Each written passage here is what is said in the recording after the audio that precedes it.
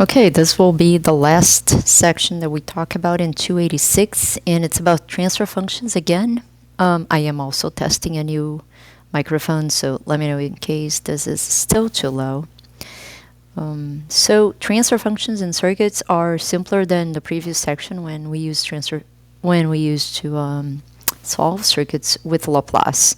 So here, a transfer function is defined as the Laplace of the response, which can be any output voltage or current. I'm giving here an example as a V naught of S or V0 of S, but it could be any voltage or current divided by the Laplace of the input, Vi of S. So in particular, for transfer functions, we're going to set all our initial conditions to 0, so it's going to be much simpler, even if the capacitor has voltage,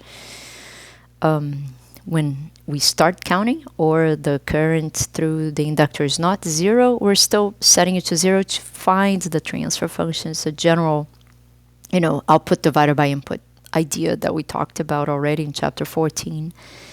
So a circuit can have many transfer functions. The book specifies 4 of them: V over Vi, V out over Vin, I out maybe over In. Actually, even the input could be a current instead of a voltage. And V over I and I over V. So these are 4, but really there's many more, because you can take the output of any of those branches. And now we're going to talk about 2 cases that are specific and that you probably have seen in signal processing, when the input over time is a U of t, which is a step input. We know that the Laplace for this will be 1 over s. 1 over s. So we know that the output will be the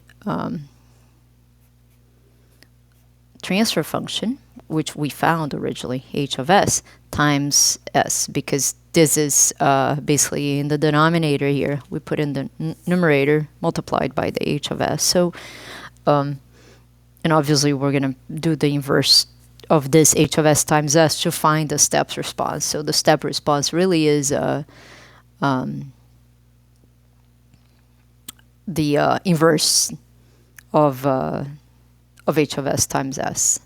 More interestingly, which we have not yet done, is the impulse response, which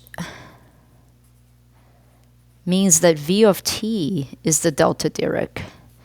I'm also assuming that in signal processing you're much more familiar with delta Dirac than here. But it's so simple,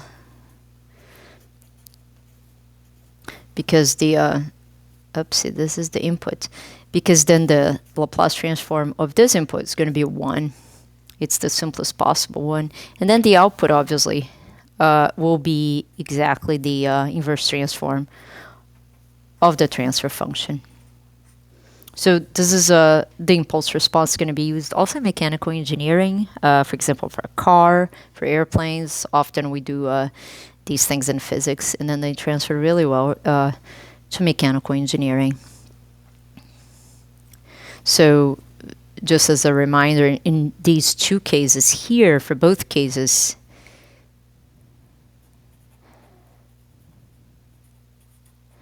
we still set initial conditions to 0 to find the impulse response and the step response.